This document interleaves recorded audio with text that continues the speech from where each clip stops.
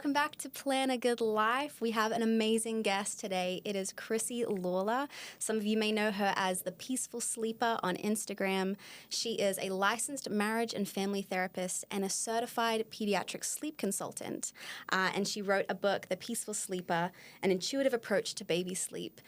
It's such a privilege to have you on the podcast talking today about sleep for mums and for bubs, pregnancy and the mental load that women are going through, and also maternal mental health and how we can build better support systems for young women. Hey, Chrissy. Hi. I'm so glad that you're on the podcast today, and I'm so glad that we got to connect a couple of weeks ago.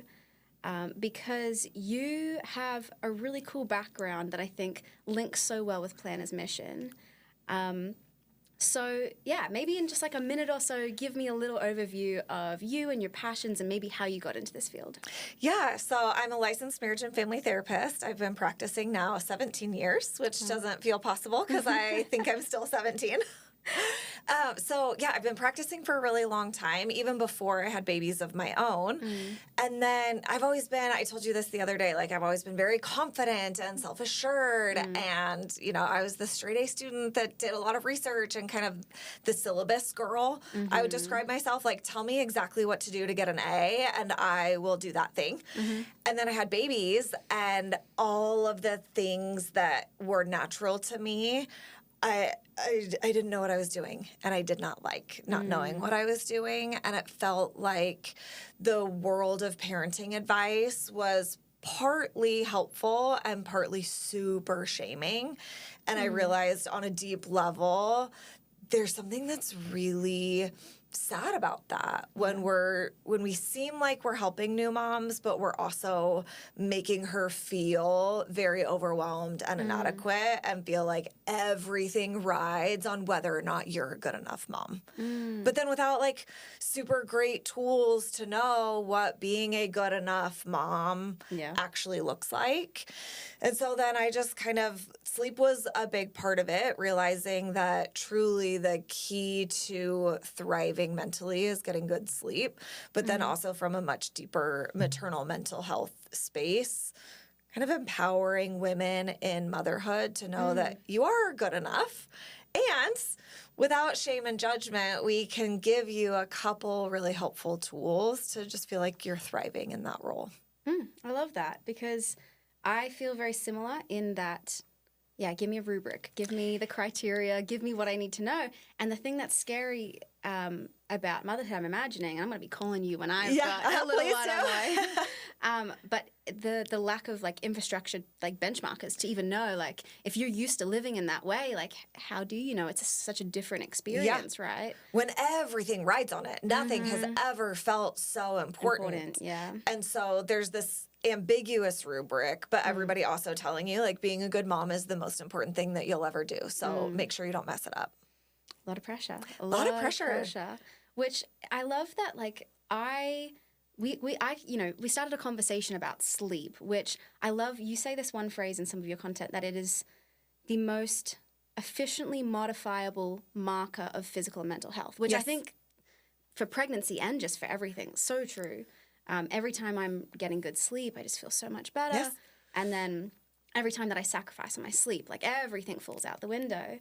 So we started talking about sleep, and then the conversation really morphed into like mental health and maternal mental health and the importance of support and the fact that the bar is so unbelievably low. Yeah. How, like, coming into the sleep space, what do you think in like a one sentence is like how society views like, mental health for pregnant women or for mothers versus how you're like, no, this is an insight that's very important?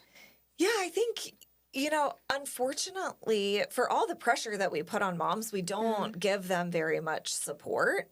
And so I feel like society just has a little bit of like, this is your calling, suck it up, deal with it, and figure it out. Like, you'll be fine. Go do it and do it well. And really the foundation of family well-being is a mother that is thriving. And so that's kind of one of my signature phrases is the best thing that you can be for your children is well. I like that. Reminding mothers that to care optimally for your children and your family, you have to be taking care of yourself. And making sure that your family is getting good sleep and you are getting good sleep is the easiest, most efficient way to level up that baseline of your functioning. So there's so many things that we can focus on, but at least if we have sleep buttoned up, everything else can flow a little bit better. Yeah. Which is like interesting that you say, you know, one of the things I always think about is motherhood is branded like across the board as very sacrificial, which yes, it is sacrificial, but it almost seems as though sometimes we just go, well, it's sacrificial, so there's a bunch of stuff you need to like suck up, right? Yes. Motherhood is not branded as very empowering. I feel like to a lot of young women, a career is going to fulfill me, or this is going to fulfill me, but motherhood, like that's sacrificial. That's me giving up what I want. Yes. And it's like young women are not seeing this as a very attractive route because of the way it's been presented. Yes. How would you say, like from the work that you've done, to be able to take women and help them build a wellness system around them to make motherhood more empowering, that kind of focus shifts from, it's always going to be sacrificial. You're always going to be, you know, providing for a little baby and for your family. But how about that shift? Yeah, you know, I've spent my last 13 years of a motherhood journey and as a professional figuring that out. And I think there's this hidden power. It's magical. It's like you are the queen of your family. I actually got tattooed on my arm Majesty because that's everything that's good and beautiful about power. And being a strong, powerful woman changes the world, and you get to imbue that into your family and into the world and into your children. And so it doesn't have to be sacrificing everything and laying yourself on the altar for your family to run dry and give every last drop. It's actually such an incredibly meaningful way to leave your mark on the world and raise the next generation of really great people. You know, and I have 4 daughters, so I love like the girl power that is in our home. But I think it's a journey for every woman to find that balance that, yes, there is sacrifice. We can't pretend that there's not, but there's so much power there. And it's so cool. Now that my kids are a little bit older, you see these moments when it's like, wow, you are brilliant and you're dynamic and you're funny and you're kind and you've got a really great head on your shoulders. We don't see that immediately when we're fighting the nap time battles, but it's super cool to see over the course of the next couple years, like, no, this is really empowering. It's really, really cool. That's so awesome. I like that of the multiplying effect of motherhood. You know, I again, like I talk to a lot of my peers and I'm very career driven. Like that's why I started Plana. But we often think it's like an either or, you can have career or. But I think of my mom, she has an awesome career. She has 3 kids, me and my 2 older brothers. And if she just had her career, it would be, you know, her being a leadership consultant. But through her kids, she's now starting a nonprofit in Vegas. She's starting a wellness retreat in Finland. She's a teacher in Brisbane, Australia. You know, like I love the multiplying effect of like, like your impact can be so great, which is so cool. What do you think are some of those key pieces? I know you mentioned sleep. I know that you mentioned some like maternal mental health support. But what do you think are maybe some of the other pieces just from the women you've talked to that you're like, hey, if we could get these pieces aligned, this could be a supportive system around women to make motherhood empowering as opposed to that kind of run dry experience? Yes. Yeah, I think a lot of it just comes in the narrative that motherhood isn't just this run yourself dry kind of a thing. And so anything that focuses on mom's needs and well-being. You know, when we chatted the other day, even like pelvic floor therapy. So many women are just like, you know, now that I've had babies, this is just the new normal. And it's like, well, no. Like you not only deserve to be pieced back together after a huge life and body altering and relationship altering shift, but you deserve to be forged even better than you were before, even stronger.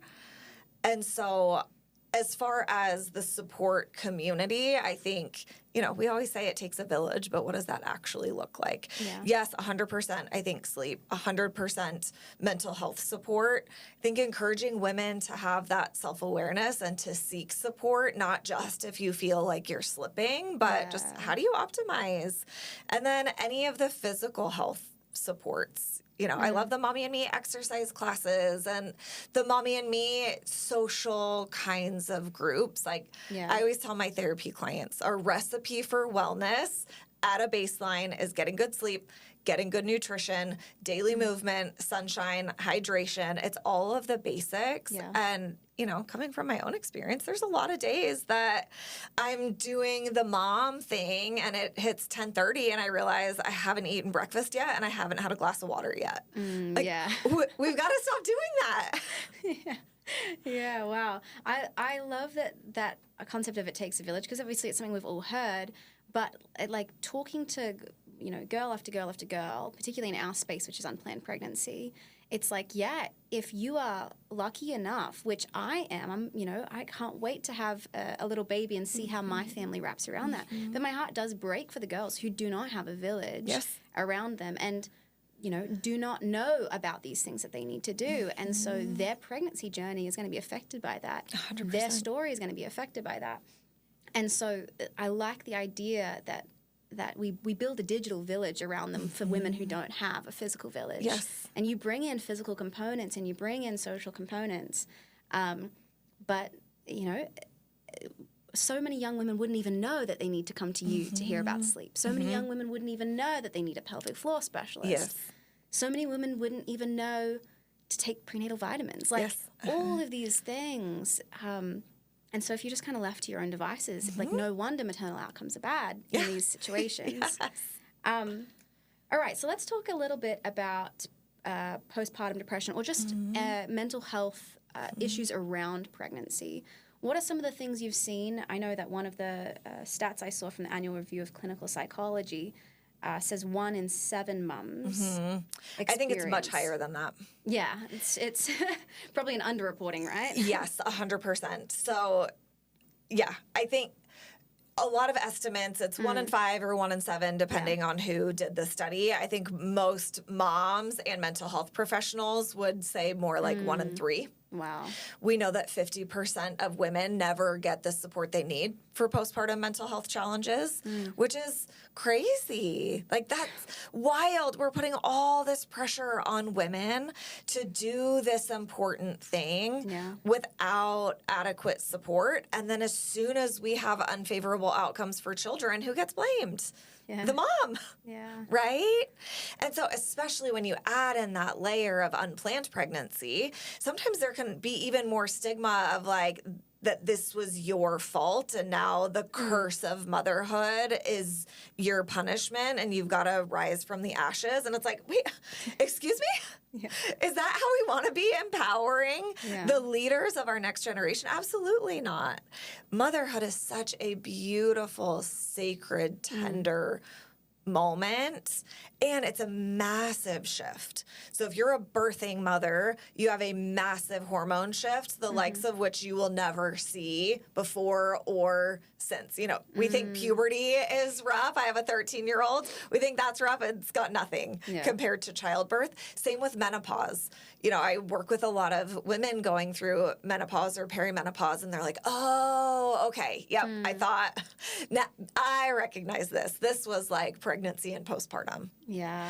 And so you have a massive hormone shift on top of intense sleep deprivation, on top of an identity shift, where if you think down to the physiological level, it is baked into our DNA that as soon as your offspring is born, you care more about that life than your own, which is wild. We go from these selfish, survival-oriented creatures into actually my survival hinges upon the thriving of my offspring. Interesting. That is wild. and a huge relationship shift where you were friends, you were partners, you were lovers, and now you're both sleep deprived and you're keeping score. And, so whether or not you have a partner, it's a massive relationship shift too, because now if you don't have a partner, you're leaning on friends or family members. And so we're kind of just like thrown into the deep end and we're like, good luck. Yeah. It's not good. It's not good. It's not good. We can do so much better.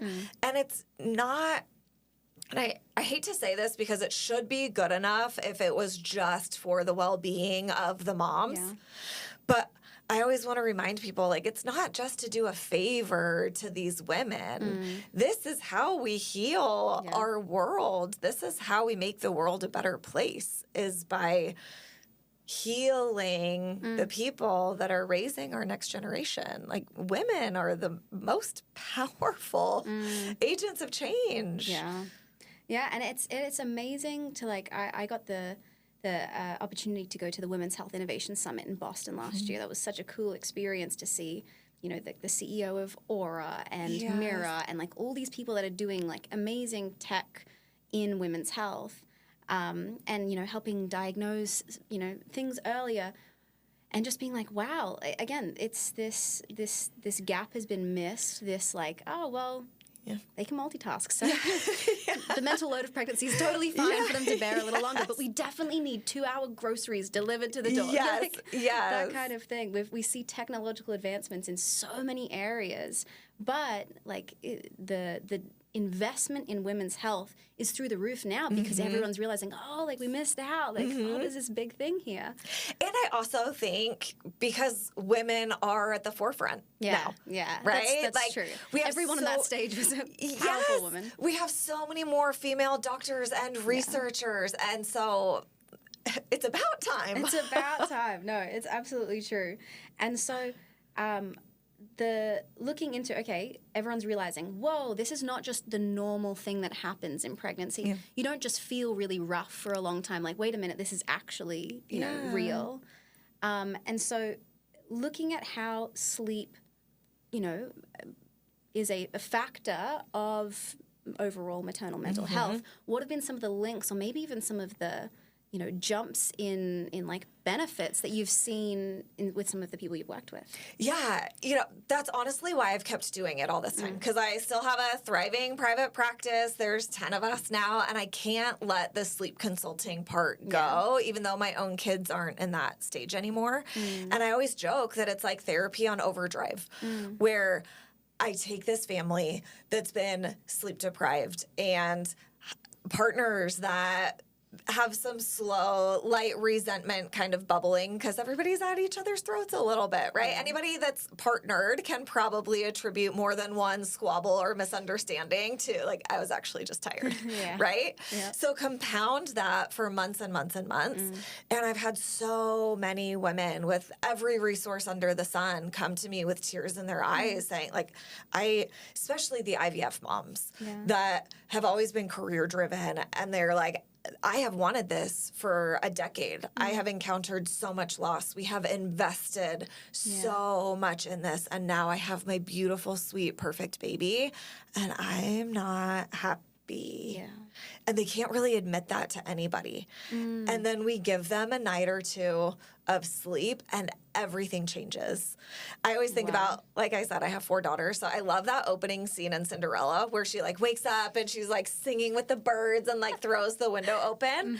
And that's what it feels like your first few nights when the baby sleeps through the night. And to know that I can give that transformation to a family in about 72 hours it's actually life-changing, and it changes the whole trajectory of that motherhood journey.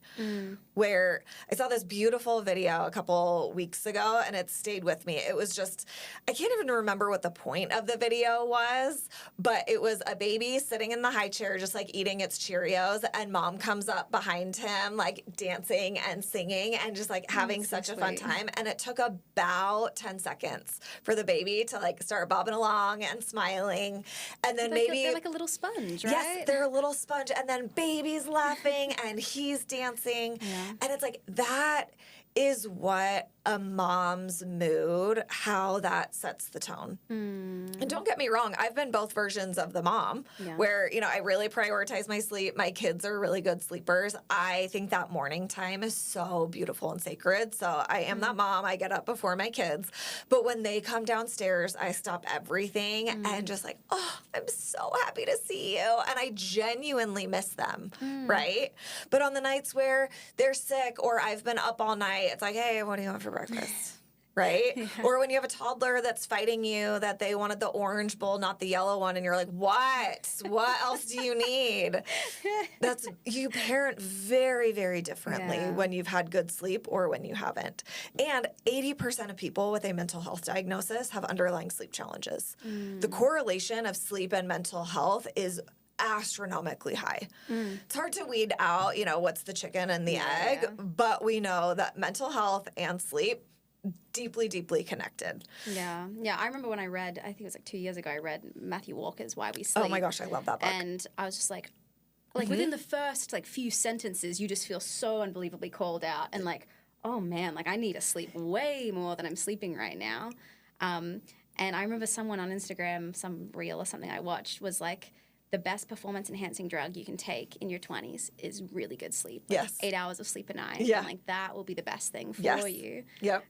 But just to see so many women not getting this, I have a friend right now that has 2 little girls and has just come out of like the trenches, right? Yeah. The thing that I also love is you have the Peaceful Sleeper, which is your Instagram, which is your clinic. It's the work that you do. But you also have the Peaceful Mama, which is your nonprofit, which you film sessions with you, and then women can access them who, you know, is it for free, right? Yeah. Yep. That's so cool to be able to give, again, the women who don't even know they need it and who could never even access, you know, a counseling room, the gift of sleep and that kind of waking up experience of like, it's okay. I don't hate motherhood. I'm just not supported. Yes. Which is such a big thing. Yes, I love that. I don't hate this. I'm just not supported. Yes, I'm so excited about the Peaceful Mama. It kind of was both of my worlds that came together because we have mom's attention for at least a couple minutes before you leave the hospital. You've just had this baby, and the information that we give moms in the hospital is very incomplete. They usually get a PHQ-9, which is a 9-item questionnaire to assess their risk of suicidality or infant harm.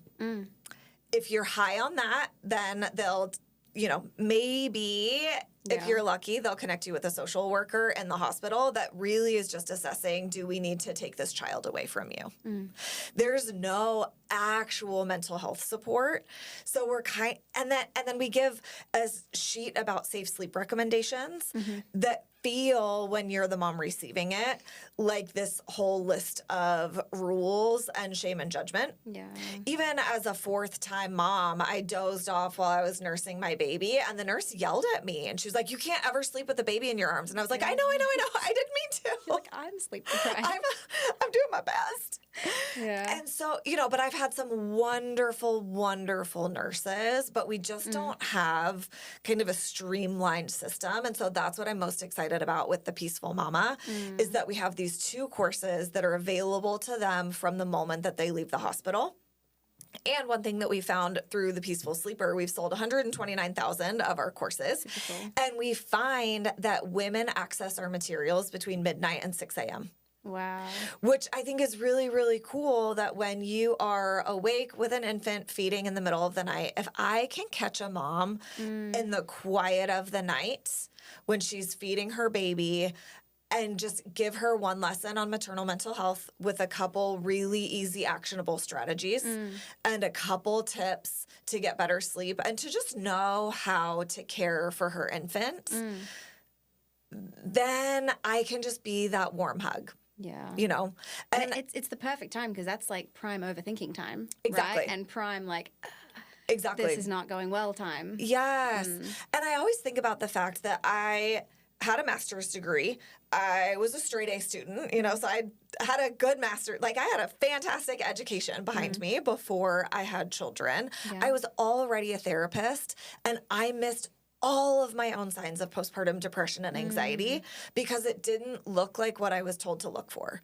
I never had thoughts of harming myself or my baby. I didn't know what prenatal or postnatal OCD was. Yeah. I didn't know that the intrusive thoughts that I was having had a name. And so that's the other kind of mission in the course is like, hey, here's what people aren't teaching you.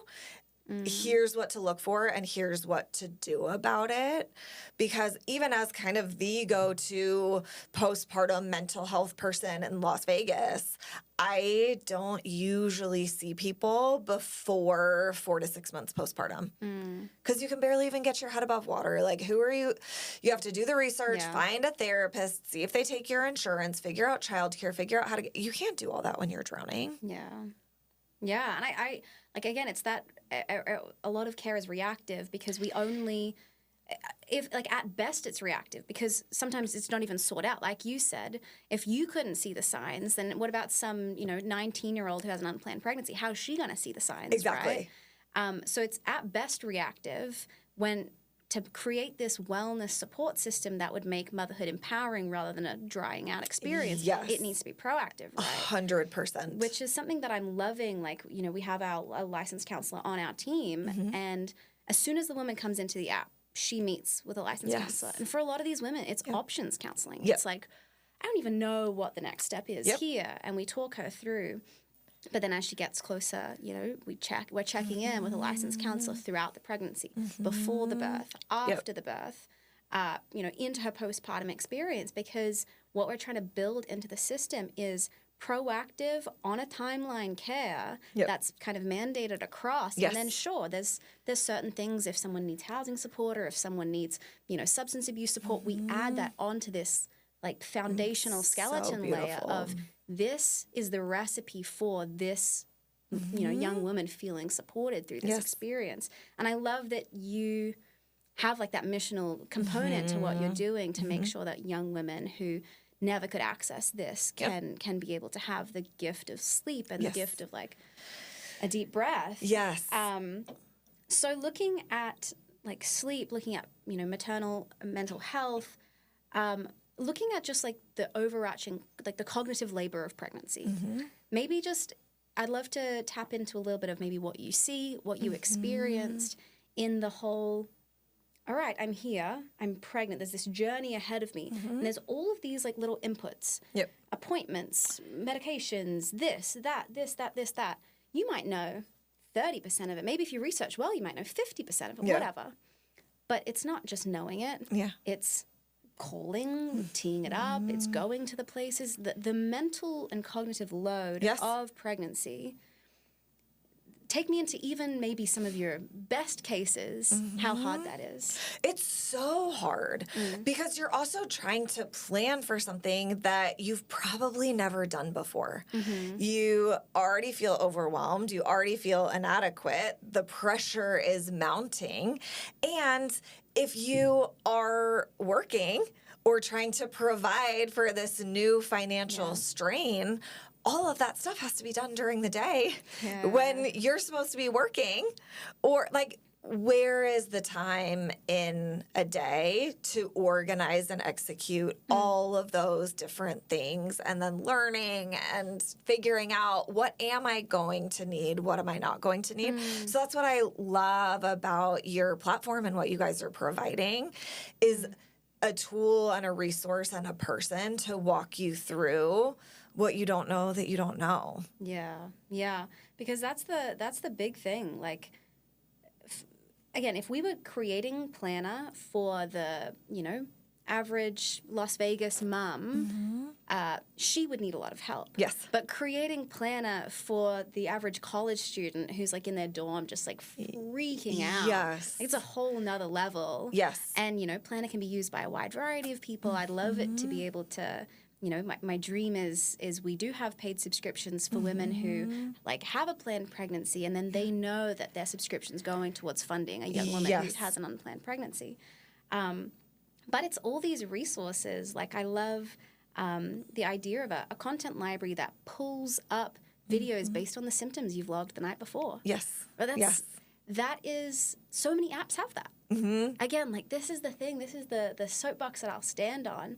This technology is not new. Yes. It's everywhere. It's just not in pregnancy because no one's thought, like, let's optimize the experience for a woman who's pregnant. Yes. And let's make sure that she feels like she can focus on what the future looks like, being with the baby, and being with her spouse, and not have to be like, I'm spending all my time thinking about teeing up what I potentially need and learning what I potentially need, all those things. Yes. And that also kind of assumes the baseline of a mom that's feeling okay. You know, I am a that's true. very high energy, high powered girl. I have multiple businesses, and pregnancy flatlined me every single time. And that mental strain of like, I'm not even myself. Like I'm usually go, go, go, go, go. And now I'm tied to a couch and throwing up all day, every day for 9 months. And so there's no extra time, there's no extra time to try and track down all of these resources. Like you said, on a good day with good resources, there's still so much that you don't know. And so to just have that support in pregnancy is huge. And you're exactly right. The technology exists, but just not for pregnancy. Which is sad. And you know, to jump off what you were saying about the energy it takes to be teeing this up, like even someone like yourself, you know, it reminds me of, you met Kylie, who's our community engagement manager. She has a master's degree, you know, she's a go-getter, she's super chirpy and happy. I tasked her with go and find all the resources that a woman might need, call, email all the offices, like get in, talk to all these people and tee them up as resources for our app. Yeah. By a couple months into it, she was like banging her head against a wall because that number wasn't working or that website link was broken or I couldn't get a hold of that person or they referred me on to someone else. And she is being paid, has a master's degree, and she is losing her mind trying to tee this up. And so we all as a team sat around and we were like, and imagine the young woman, 19, 20 years old, who knows nothing about pregnancy because she doesn't plan it. And she's making these calls. And everyone on the team was just like, that's why we're doing this. Like, that's why we're putting in the effort. Because it's an overwhelming experience for us to build this, let alone for a young woman to experience this. 100%.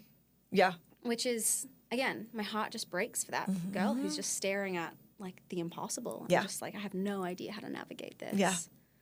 Which is really difficult. Especially for that young girl with the unplanned pregnancy, because I relied so much on my village. And I was so fortunate. My husband was in dental school, and there's this group of 13 of us where it was just this like really fun vibe in Dallas. And so there were 13 of us girls. We were all pregnant or had a baby that was like under 1 or 2. Our husbands were in dental school, med school, law school, or an early consulting job. So we kind of were all in this stage together of like, my husband's somewhere. But like, what do you do? What do you do? Like, we kind of crowdsourced all of this pregnancy and postpartum information. But I can't imagine what it would have been like if I didn't have 12 other friends that were in the exact same stage of like, what doctor did you find? What chiropractor did you find? You know?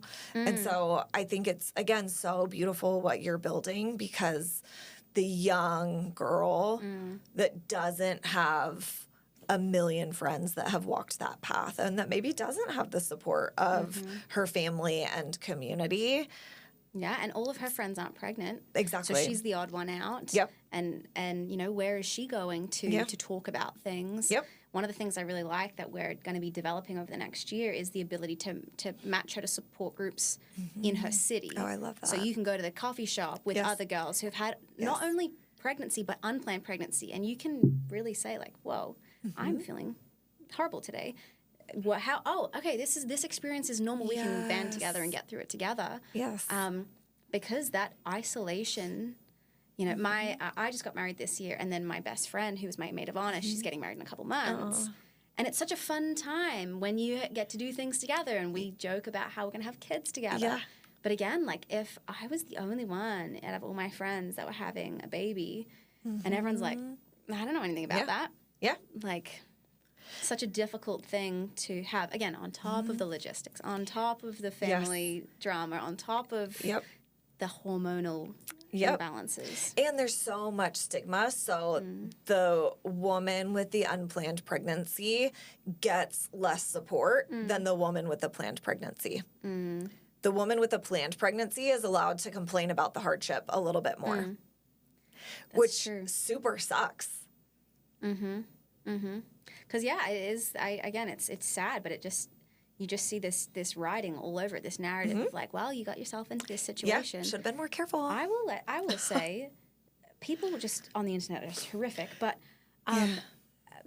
early startup, early content we're bringing out, the Facebook comments of just people like you were sharing stories of girls with unplanned pregnancies. I am going through each day, hide.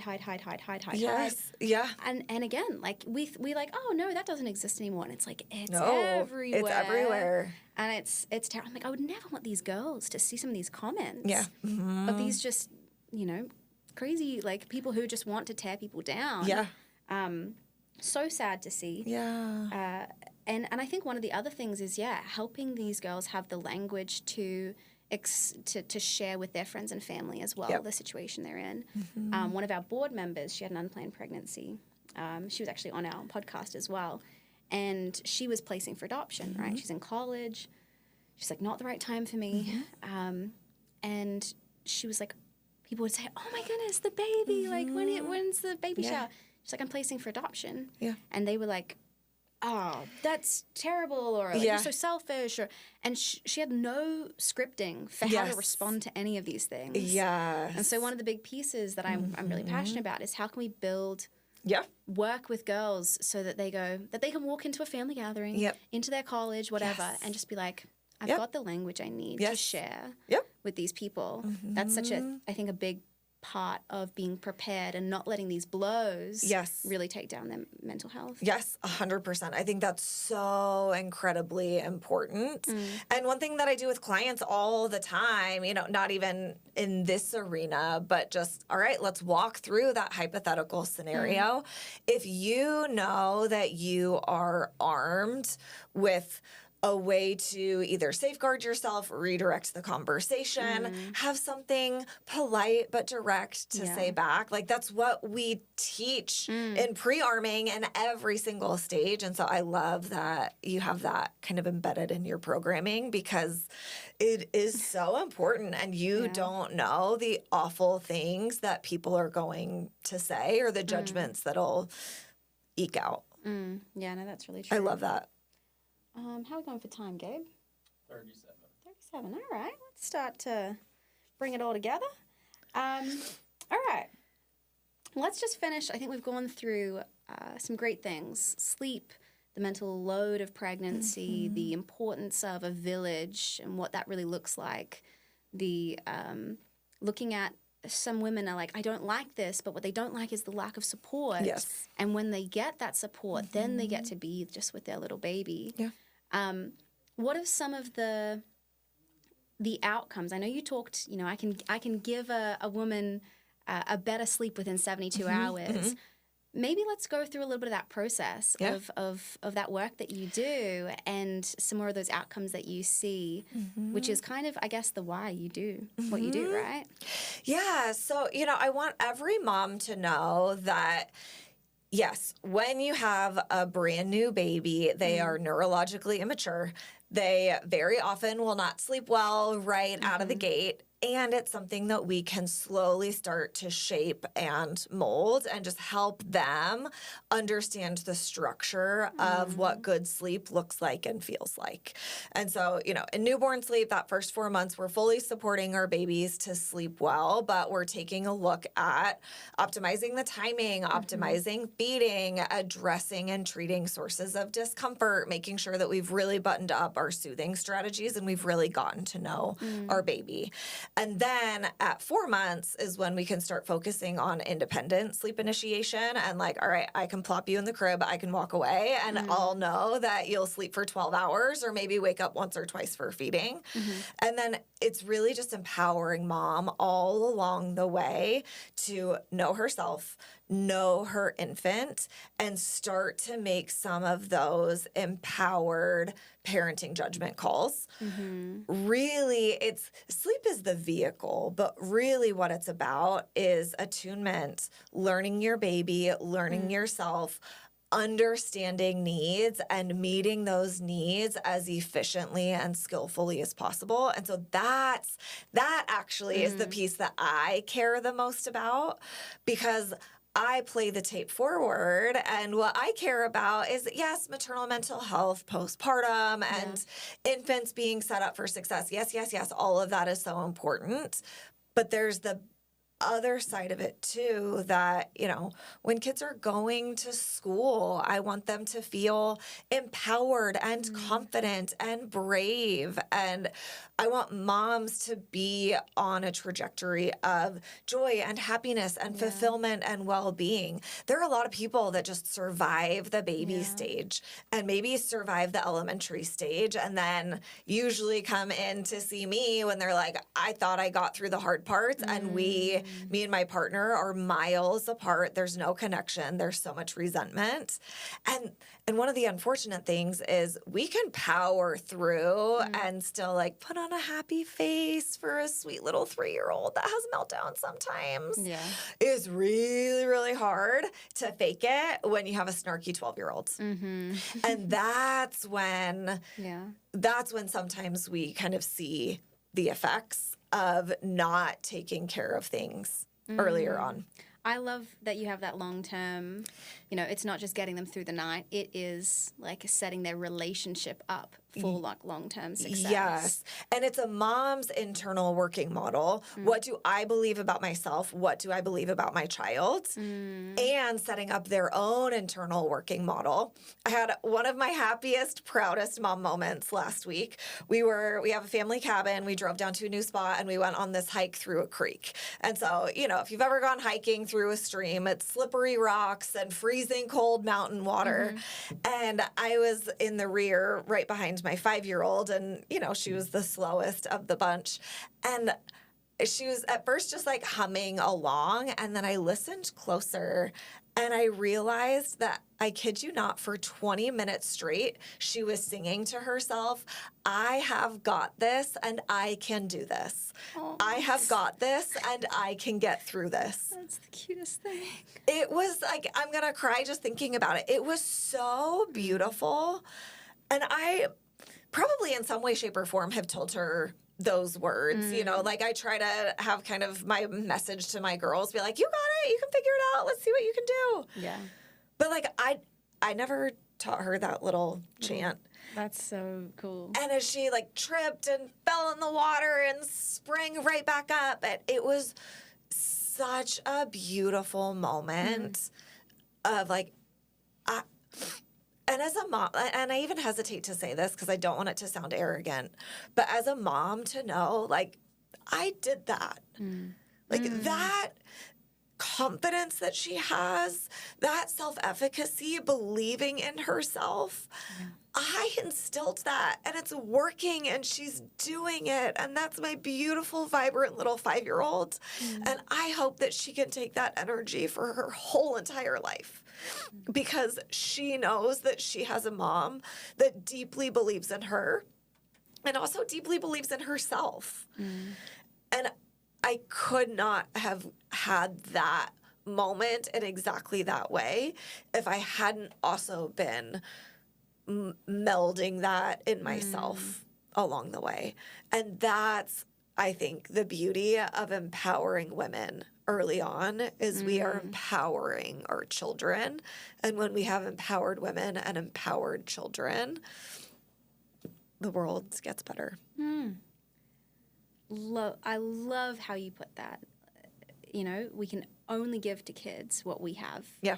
And let's give more mums that experience of, I can do this. Yeah. So we hear more little kids saying, I can do this as well. Yeah. Thank you so much. This has been such a great deep dive. I love talking to you. You have so much energy. I love what you're doing. This is going to be a really, really meaningful thing. I'm so excited because, again, I haven't been pregnant myself. I'm looking forward to that season of my life. I'm not a healthcare professional, but I love the role I get to be, talking to people and letting their experience, their expertise, like, bleed into our platform to build a better system for young women. And so I feel like I've learned so much from you, and I can't wait to pull some of the materials into our system and to be able to make sure that these girls, who are starting to really flood into the program now, can be walking away with that, like, I can do this. Yes. That mindset carries through their whole life, Yes. and then have more little babies that feel that way as well. Yes. Thank you so much. Thank you. Chrissy Lawley, the Peaceful Sleeper on Instagram, the Peaceful Mama, the nonprofit. Go check out her book, The Peaceful Sleeper, and thank you so much. Yeah, thanks for having me.